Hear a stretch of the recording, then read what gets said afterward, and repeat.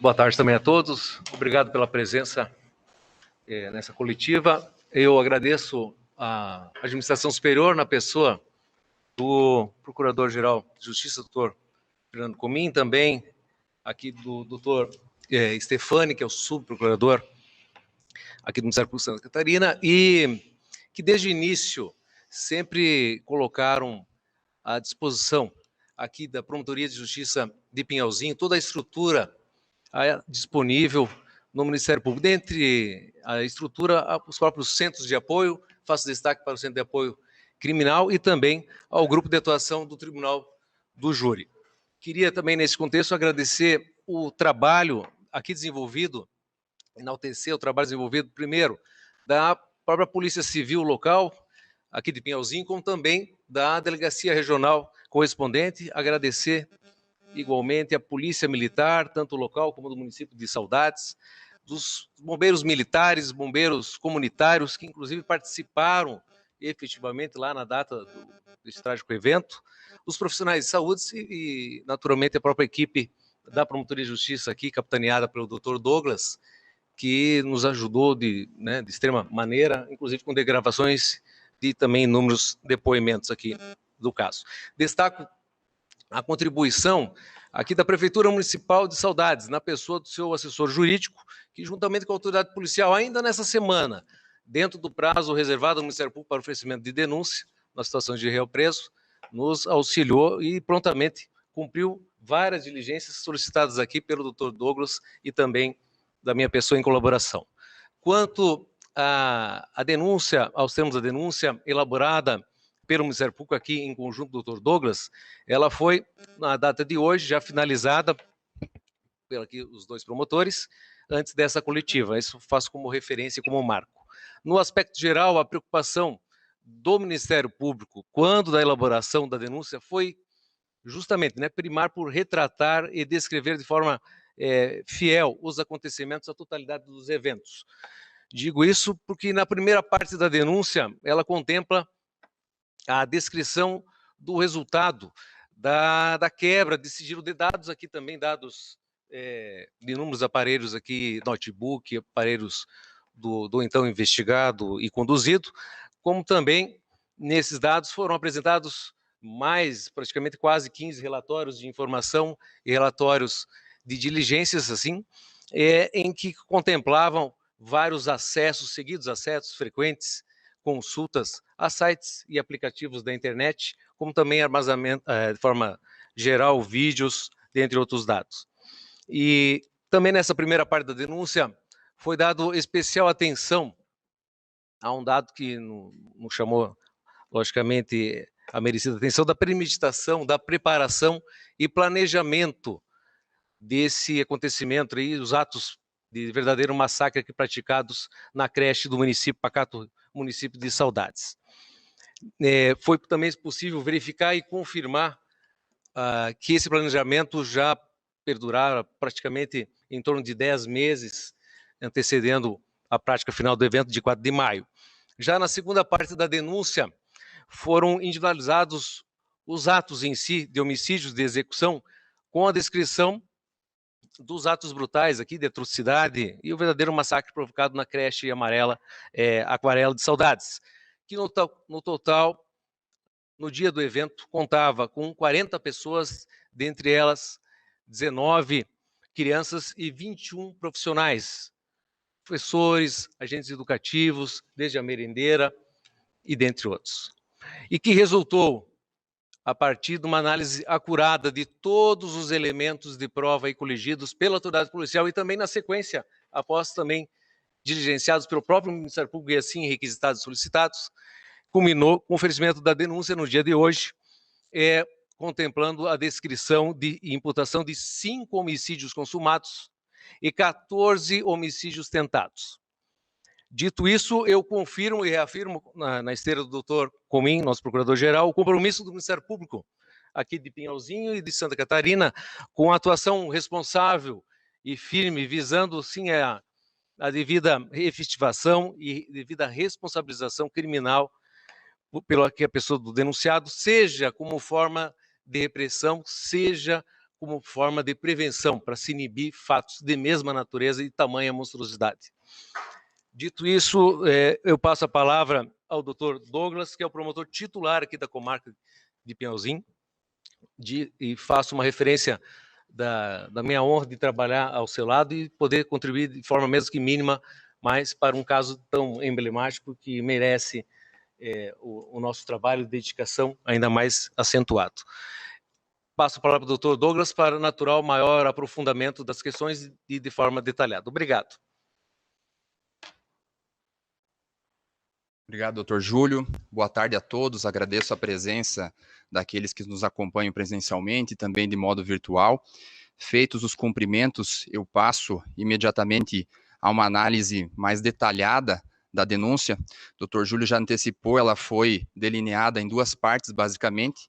O momento pré-crime, exatamente, onde se denota ali o planejamento, a premeditação utilizada pelo denunciado, e após a dinâmica efetivamente dos fatos, o que ele teria realmente feito na escola, né, na creche municipal naquele dia.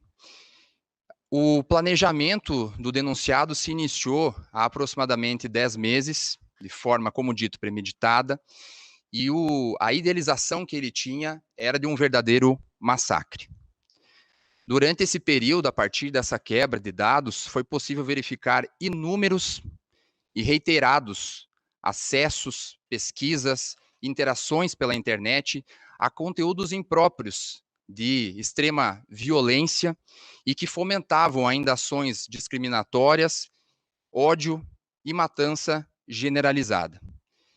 Foi possível aferir a partir desses elementos, desses relatórios que foram elaborados, que o denunciado nutria uma especial idolatria por assassinos em série, por criminosos, por assassinatos em massa, gerando, então, essa motivação, esse objetivo dele, que qual era?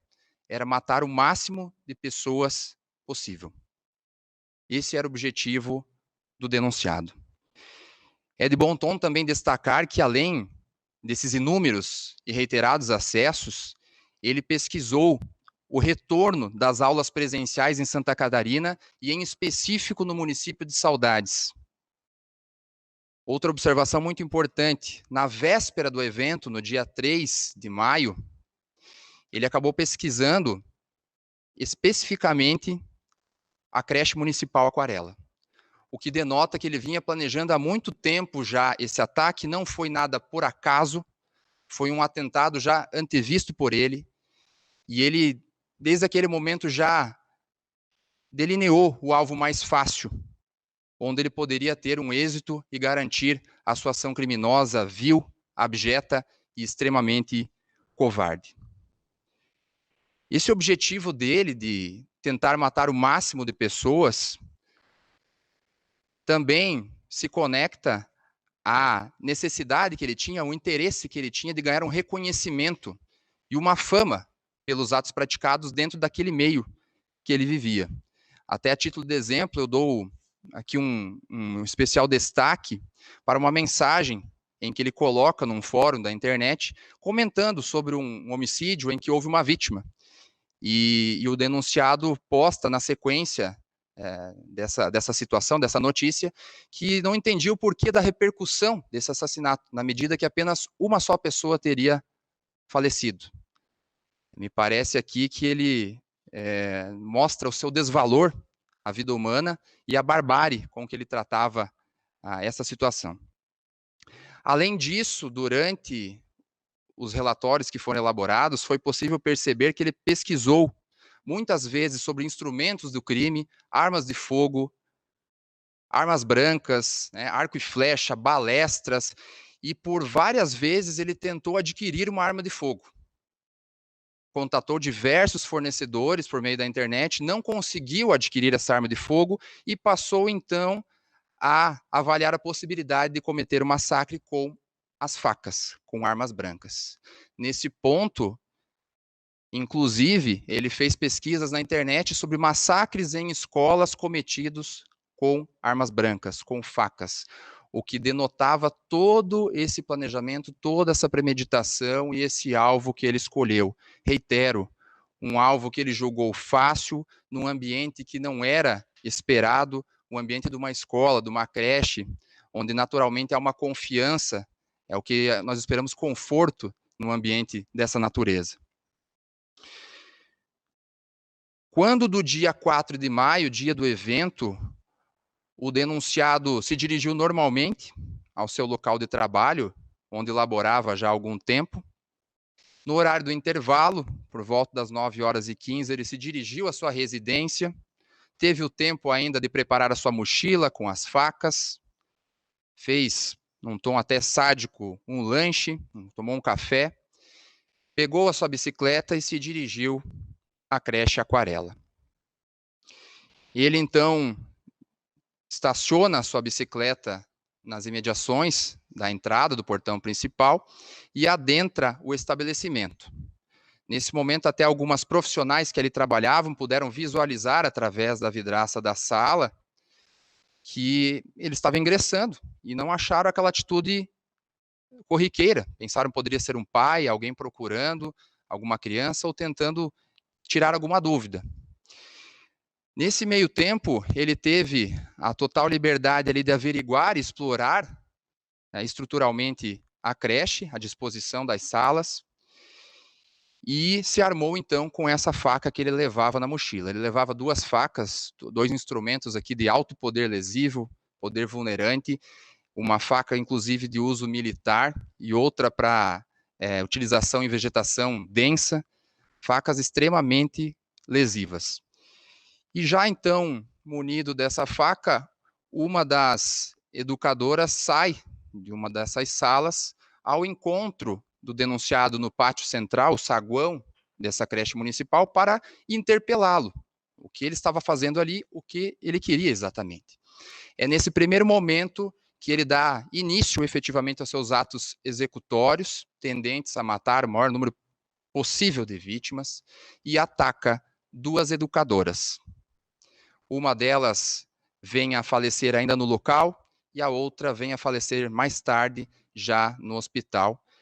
Uma brutalidade incomum, com uma multiplicidade de golpes absurda, sem nenhuma chance de defesa para essas vítimas, que não poderiam esperar, obviamente, uma reação tão grave quanto essa.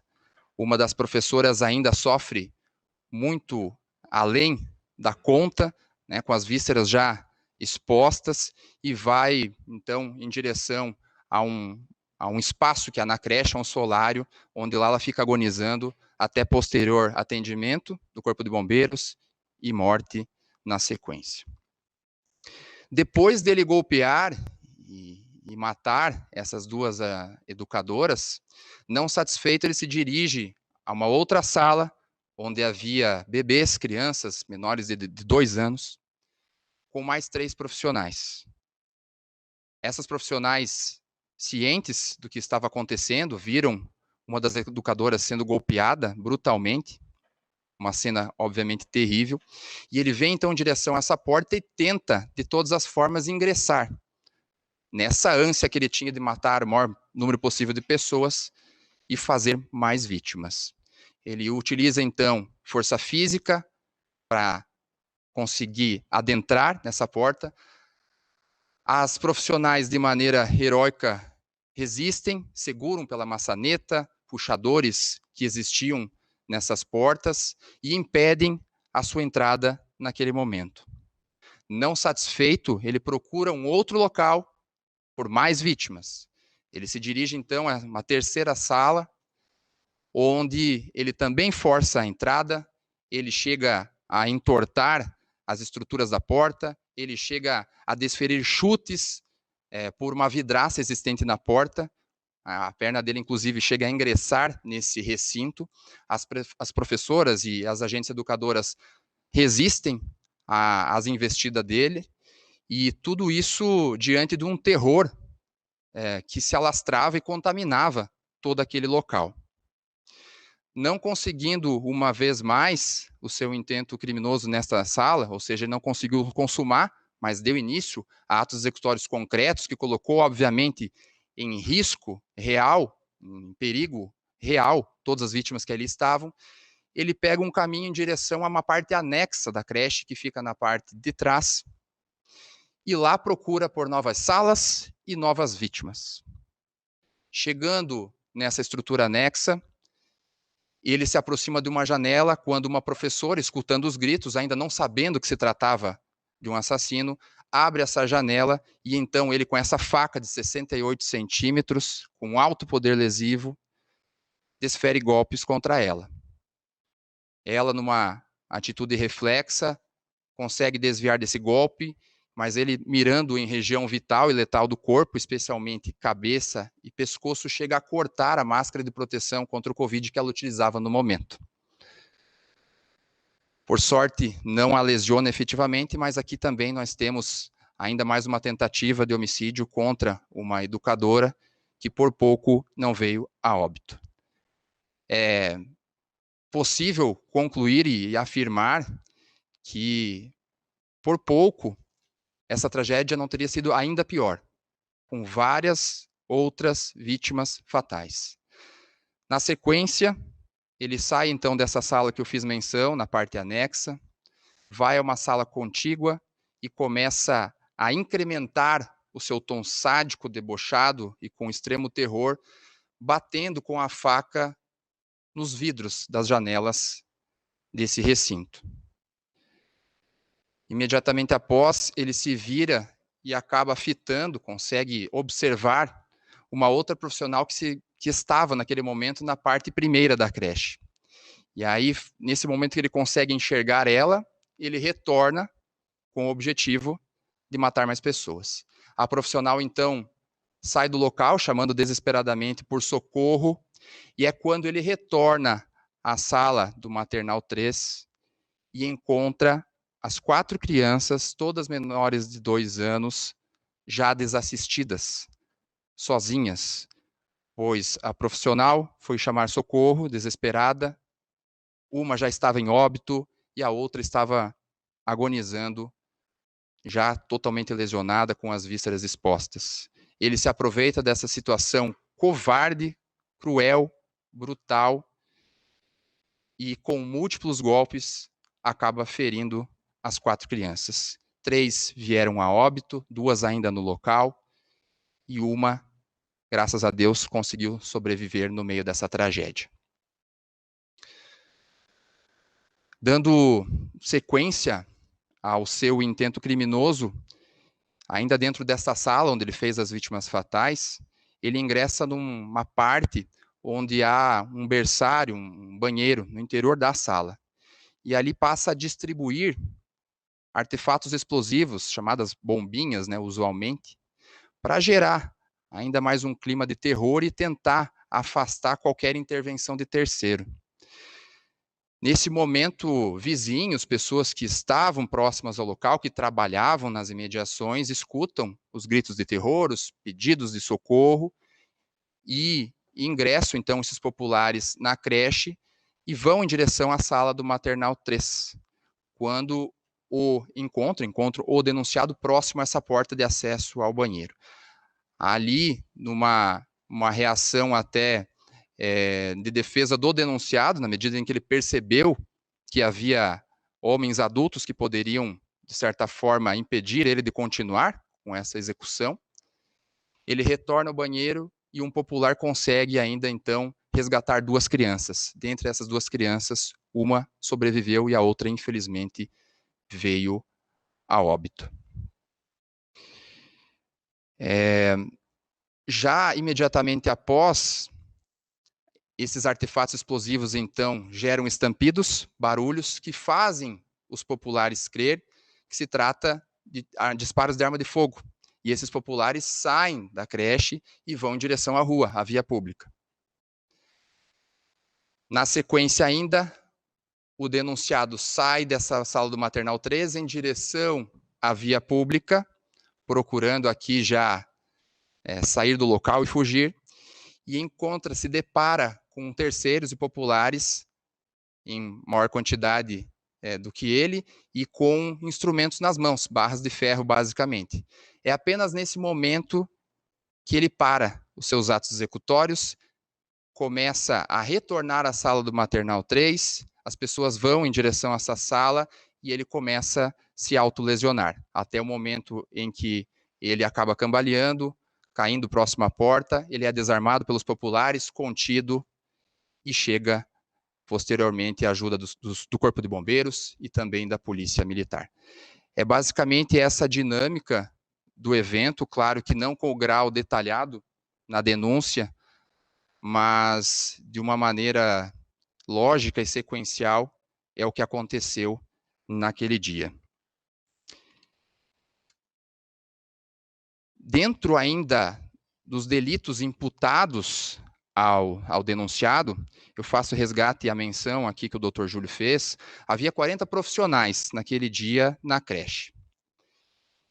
E o denunciado responderá, segundo os termos da denúncia do Ministério Público, por 19 homicídios, sendo eles 8 contra adultos e 11 contra crianças.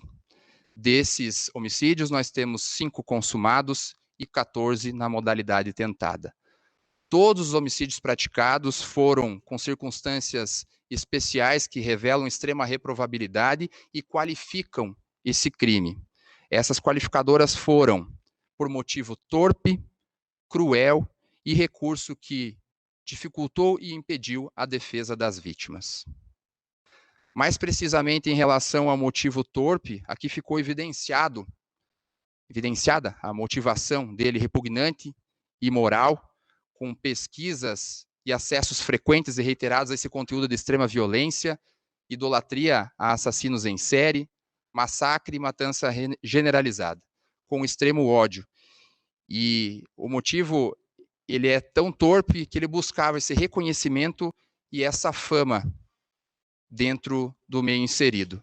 E eu aqui faço até uma observação que eu acho que é papel nosso, do Ministério Público, da sociedade, da imprensa, evitar ao máximo que um criminoso dessa natureza tenha esse tipo de fama. Muito pelo contrário, devemos pensar nas vítimas, nos familiares das vítimas e toda a comunidade e a sociedade que sofre e ainda sofrerá por muito tempo com esse atroz crime cometido. Já a qualificadora cruel, ela se caracteriza, no caso concreto, pelo padecimento que as vítimas sofreram, pelo intenso sofrimento físico e moral que elas foram submetidas, havendo um terror generalizado nessa escola. O denunciado demonstrou uma ausência de piedade, uma ausência de sentimento humanitário, toques de sadismo e uma brutalidade fora do comum, prolongando a agonia de todas as vítimas. Além, obviamente, da multiplicidade dos golpes com que ele atacou os ofendidos. Por fim, a última qualificadora em relação às vítimas realmente atingidas diz respeito ao recurso que dificultou ou impossibilitou a defesa delas. Em relação às crianças naturalmente vulneráveis, com menos de 2 anos, estavam no horário de repouso quando desse atentado, na hora do soninho delas, foram golpeadas em várias regiões do corpo e, inclusive, nas costas, em relação a 3 delas, aquelas que foram a óbito, denotando a frieza e a crueldade em sua essência. Já em relação às educadoras, é óbvio que foram surpreendidas em um local de trabalho, que até então elas depositavam confiança e segurança, não puderam resistir às investidas do denunciado, e em relação também a uma delas foi golpeada pelas costas. É basicamente esse o relato que eu quero trazer no primeiro momento. Eu fico à disposição para outros esclarecimentos e meu muito obrigado por enquanto.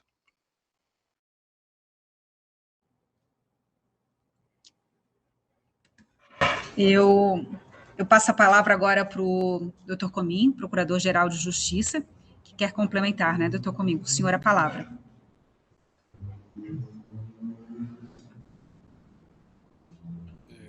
nós gostaríamos apenas de...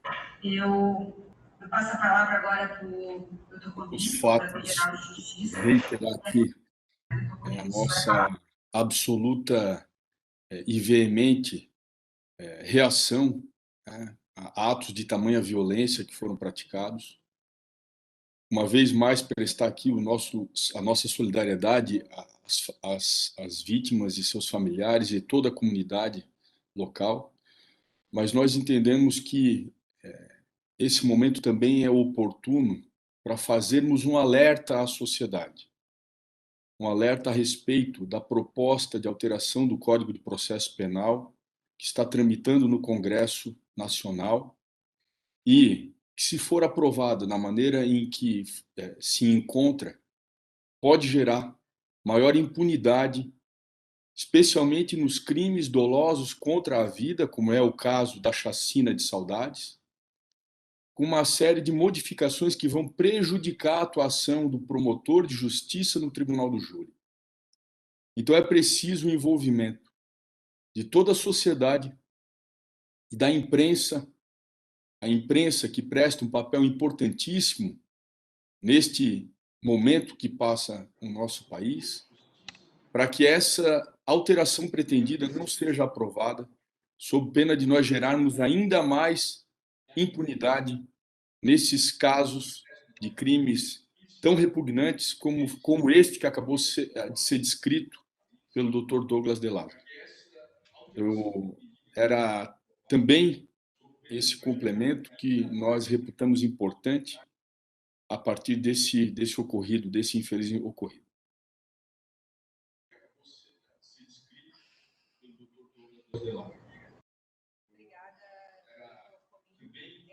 Eu posso passar a palavra já para os jornalistas, senhores? Okay. Então tá, a gente vai abrir agora então para a participação dos jornalistas, que de forma híbrida pode participar, né? Eles estão aqui presencialmente, seguindo todos os protocolos sanitários, a imprensa que veio até aqui no local desta coletiva, e também podem participar mandando perguntas também pelo WhatsApp, 9126-3273, código 48. Ficou com dúvida no número? É só buscar ali na descrição do YouTube que o número está certinho. A gente pede para que se identifique com nome e veículo e faça a pergunta por escrito, para facilitar aqui e dar mais agilidade para que eu possa repassar para os nossos promotores. A gente abre, então, agora para os jornalistas locais que estão aqui com a gente. Eu posso acionar ali no microfone e se identificando da mesma forma com nome e veículo. Fiquem à vontade. Boa tarde a todos. Leonardo, do portal Clique RDC, do Grupo Condado de Comunicação. A defesa do Fabiano já solicitou pela segunda vez também o exame de sanidade mental dele, e foi feito. Esse exame será feito? Tem uma previsão? Boa tarde. Em relação à possível instauração de incidente de insanidade mental, eu quero antes destacar que já foi feito esse requerimento logo após a prisão em flagrante do denunciado e foi prontamente indeferido pelo magistrado de primeira instância, por entender que inexistiam elementos concretos que colocavam em dúvida a sanidade dele. O Ministério Público, desde já, pode dizer que, diante dos elementos concretos que existem no processo, ele tinha total controle, total discernimento e lucidez em relação aos atos que ele estava praticando. Tanto que premeditou, planejou e idealizou esse massacre terrível que nós vivenciamos. Não há nenhuma dúvida razoável, nenhum indício razoável nesse sentido para que, nesse momento, se coloque em xeque a sanidade mental do acusado. Eu quero fazer uma observação no seguinte sentido: não há justificativa para o ato que ele cometeu. Nós não temos que buscar justificativas nesse sentido. É um requerimento que a defesa pode, obviamente, fazer, cabe ao judiciário depois deferir a nossa instauração, mas não há nenhum elemento nesse sentido, muito pelo contrário, que denota que ele era perfeitamente são. Promotor, Gino, eu sou repórter do UOL, site de São Paulo. Uma das coisas que diferencia em relação ao indiciamento é sobre as tentativas de homicídio. No indiciamento, uma só tentativa, um menino que sobreviveu, e na denúncia são 14. O senhor pode me explicar, porque a gente até estava conversando antes ali, que tinha mais pessoas na escola, até o senhor falou 41 funcionários e 19 alunos. Quem são os 14? São os que estavam mais próximos dessa sala? Obrigado. Boa tarde. Sim, no primeiro momento, até eu antecipei nas minhas primeiras manifestações, inclusive em entrevistas, que no início da investigação já era possível vislumbrar, no mínimo, 5 homicídios qualificados consumados e 1 homicídio qualificado na modalidade tentada. Ocorre que a investigação aconteceu, evoluiu, e esse contexto, depois que é levado ao final ao Ministério Público, ele se demonstrou muito mais grave, muito mais amplo do que se imaginava. Embora o denunciado tenha sido indiciado por 6 homicídios, 5 consumados e 1 na modalidade tentada, a opinião delitiva cabe ao Ministério Público, que é o titular da ação penal pública, é o promotor de justiça, após uma análise técnica e apurada do caso, que faz a imputação, faz a capitulação dos crimes efetivamente ocorridos. Em relação à segunda parte da sua pergunta, o porquê das demais vítimas, não é que estavam mais próximas, mas sim as vítimas que tiveram, de alguma forma, a sua vida colocada em risco. Um perigo real, um perigo concreto gerado a elas, mediante o início dos atos executórios do denunciado, tendentes a atingir o ânimo dele, que era o massacre total. O Ministério Público teve toda a cautela e a técnica, quando da elaboração da denúncia, para justamente não fazer uma acusação sem discriminar os fatos exatamente. Como você disse, havia 40 profissionais, 40 pessoas, aliás, na creche municipal no dia, mas foram 19 os homicídios imputados. Nem todas as pessoas que estavam ali foram colocadas como vítimas, apenas aquelas que, mediante atos covardes do denunciado, tiveram a sua vida em risco. Só complementando, desculpa fazer mais uma segunda pergunta, mas faz parte do trabalho. Dessas pessoas, no caso que o senhor falou, a mais, quantos são professores e quantos são alunos? Consegue delimitar? Sim. Desses 19 homicídios capitulados, foram 8 praticados contra adultos, e aí adultos, leia-se, professoras e agentes educativas, e mais 11 crianças, contempladas nesses dois momentos que eu citei, os homicídios consumados e tentados também, né? No geral, estou falando. Mas aí, no caso, as tentativas, só das tentativas? Foram 14 tentativas e 5 consumados. Mas quantos são professores e quantos são... Tá, eu posso trazer os consumados. Foram contra 2 profissionais, 2 agentes educativas, tá? E também contra 3 crianças. Aí nós tivemos, no restante, entre crianças e agentes educativos, as outras tentativas. Boa tarde a todos. Henrique, Rádio Centro-Oeste. Doutor, pode-se afirmar que a motivação foi realmente para ter fama e, enfim, não estar ligado a nenhum outro grupo, enfim, de ataques em escolas? A motivação, como eu disse, ela foi torpe, foi uma motivação imoral, repugnante, e decorreu, né, dessa pesquisa reiterada e interação frequente que ele tinha conteúdos violentos. O que, dentro do meio que ele estava envolvido, o fez querer ganhar certa fama e reconhecimento.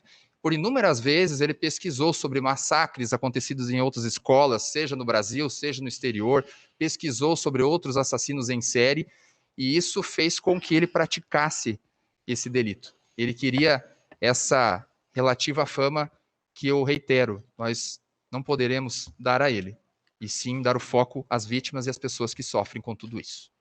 Só faço um pequeno acréscimo no sentido que da própria descrição da denúncia é contemplado 11 relatórios de investigação e de informação que são, na verdade, um substrato, o resultado da quebra de sigilo de dados e também aqui incluídos dados telemáticos, em que essa situação que o Dr. Douglas é devidamente descrita e assim referendada a motivação dos atos aí de verdadeira atrocidade. Obrigado. Boa tarde, doutores. Célio Monfort, Rádio 9 FM. Doutores, há quantos anos Fabiano Kippermayer poderia ser condenado e quantos anos ele poderia ficar na prisão aqui no Brasil? Boa tarde. Em relação à sua pergunta, o processo ele se inicia a partir de agora, com denúncia, ao recebimento da denúncia pelo Poder Judiciário e há um trâmite, um devido processo legal que vai ser observado. É um pouco precoce eu fazer uma conjectura de pena, exatamente, até porque é preciso aguardar o processo, no tribunal do júri, mediante conselho de sentença, vai emitir o seu julgamento, e aí, sendo condenado, quem vai fazer o cálculo, a dosimetria dessa pena, é o Poder Judiciário. O que eu posso garantir aos senhores e às senhoras é que o Ministério Público vai fazer de todo o possível para alcançar a pena mais alta possível.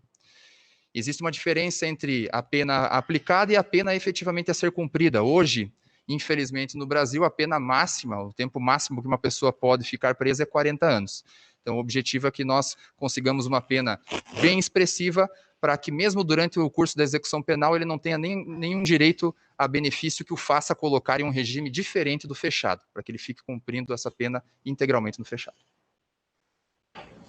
Portal Clique RDC, Grupo Condado novamente. Só explicando um pouco agora como serão os próximos passos a partir de agora, então, para ser mais específico também, o que pode acontecer com ele daqui para frente, como vai ser o julgamento dele. Boa tarde. Com o oferecimento da denúncia, existe um rito legal a ser seguido, previsto na legislação, no Código de Processo Penal, ao recebimento dessa peça acusatória. Na sequência, abre-se um prazo para a resposta do denunciado e inicia-se uma fase chamada de instrução, onde há uma produção probatória, especialmente a prova testemunhal em audiência. Ao final dessa primeira fase do rito do Tribunal do Júri, sobrevém uma decisão denominada de pronúncia. E a pronúncia, ela admite a acusação que será levada a plenário, que é a segunda fase do processo do júri. Nessa segunda fase, o julgamento dos crimes dolosos contra a vida aqui cometidos ficará a cargo do Conselho de Sentença, formado por 7 pessoas escolhidas dentre os cidadãos. O Ministério Público chegou a interrogar o Fabiano em algum momento? Não, nessa primeira fase, há um interrogatório policial, ainda não iniciou-se, está se iniciando agora o processo penal, então houve interrogatório dele pela autoridade policial. Ele terá a oportunidade de novo interrogatório já na fase judicial perante o juiz, em audiência própria para esse fim, e na qual também participará o promotor de justiça e o seu próprio advogado. Doutores, existe alguma possibilidade do júri ser tirado aqui do oeste de Santa Catarina? Existe uma previsão dentro da nossa legislação de ser transferido o julgamento para outras comarcas. Nesse primeiro momento, eu não vejo nenhum fundamento apto nesse sentido, e existe a possibilidade do requerimento, mas fica a cargo do Poder Judiciário, é uma decisão do Tribunal de Justiça, em um outro momento, transferir ou não. Desde já eu falo que nada mais justo e coerente que esse caso seja julgado pela própria sociedade onde ele foi cometido.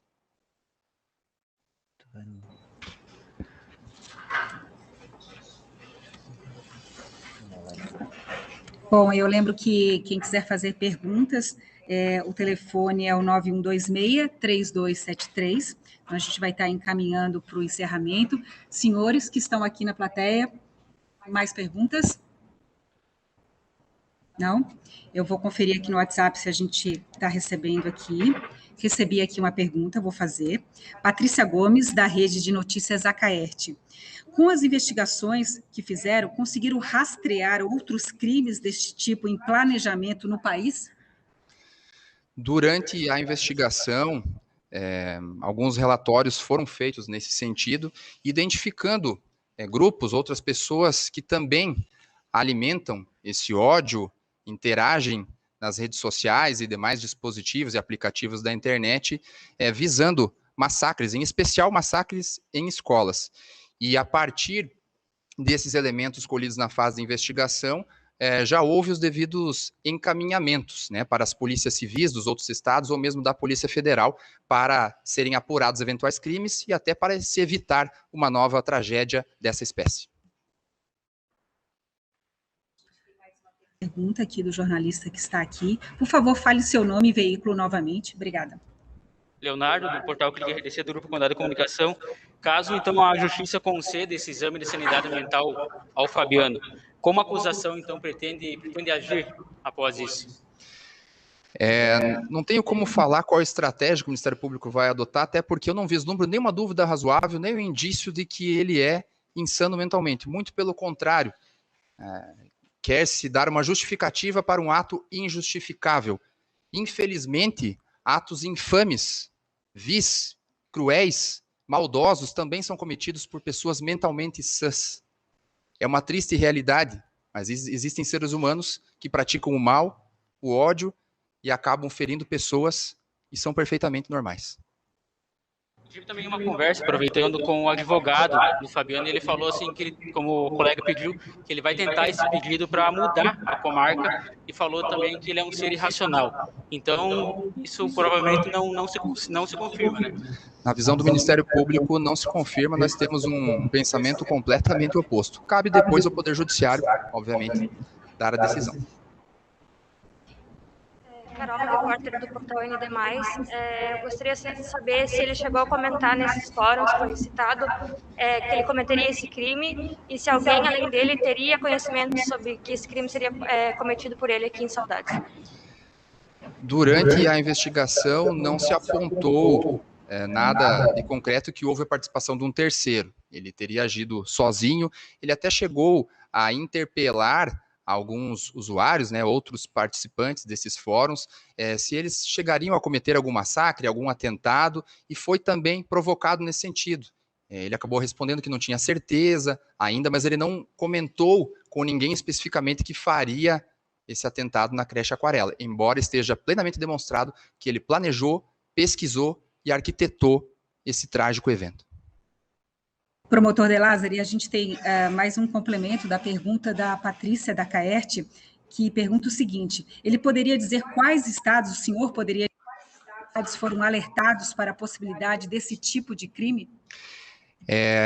Não é o momento adequado de eu trazer essa informação, até porque poderia prejudicar as outras investigações e as outras responsabilidades advindas dessas informações. Então, por uma questão até de prudência, para não prejudicar, eu prefiro não mencionar os estados.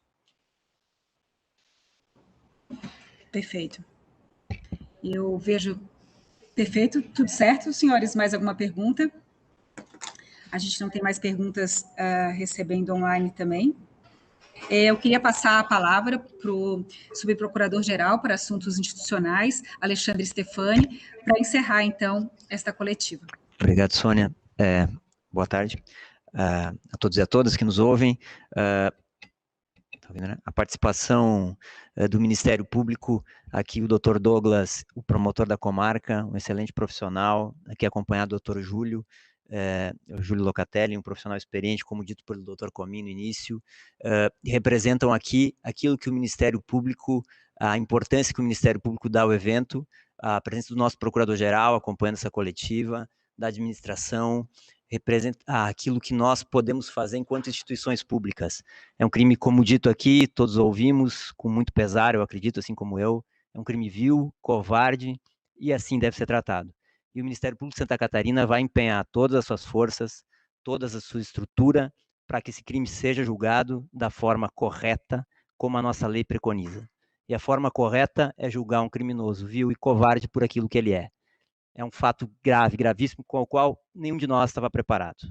Né? Nós, como operadores jurídicos, como sociedade, como profissionais da imprensa, que nós estamos aprendendo a lidar mesmo com as consequências de um criminoso que quer ser criminoso, que quer ficar famoso. Então, todos nós temos a responsabilidade de não deixar isso acontecer, de mostrar que a lei tem que ser cumprida na prisão, como é o lugar para onde os criminosos devem ir. Eu reforço aqui, já encerrando, os agradecimentos iniciais às polícias civil, militar, que fizeram essa investigação e que também empenharam todas as suas forças. Nós reconhecemos aqui para que esse crime não fique impune, às corporações, Corpo de Bombeiros, Instituto Geral de Perícias, sociedade civil em geral. E, acima de tudo, em nome do Ministério Público de Santa Catarina, e eu sei que aqui fala, doutor Douglas, não só por nós, pelo promotor que aqui está, todos nós, acima de tudo, nos solidarizamos muito com a sociedade assim, e principalmente com as famílias vitimadas por esse ato. É duro demais ter um filho de 2 anos, né? Então, eu agradeço a presença dos que aqui estão, um filho de 2 anos vitimado, né, por um ato tão vil, tão covarde, de uma pessoa, como diz o Dr. Douglas, pensou, preparou e pesquisou e que ia atacar uma creche. Isso é duro demais. Então, eu agradeço a todos os presentes, encerro, devolvo aqui Sônia para encerrar a coletiva e deixar a certeza de que não só o Ministério Público, mas todas as instituições do Estado vão se dedicar ao máximo para mostrar que nós não aceitamos esse tipo de atitude e que ela tem que ser punida e tem que ser cobrada e colocada no seu devido lugar e que nunca mais volte a acontecer, e vamos trabalhar mais para que isso não volte a ocorrer, que consigamos evitar esse tipo de ato, nos preparar a ele, acima de tudo, e evitar, seja com novas estruturas, com novos empenhos, nos redescobrir para evitar que isso nunca mais ocorra. Então, agradeço a todos, especialmente aos nossos colegas que aqui estão, e declaro encerrada essa coletiva. Obrigado.